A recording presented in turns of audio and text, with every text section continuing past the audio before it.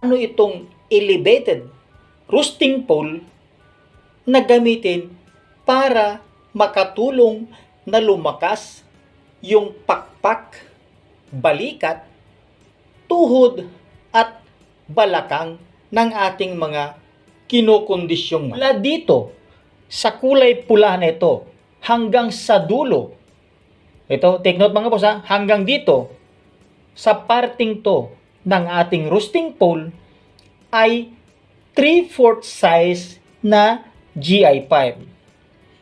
At ito naman mga boss ay kahoy.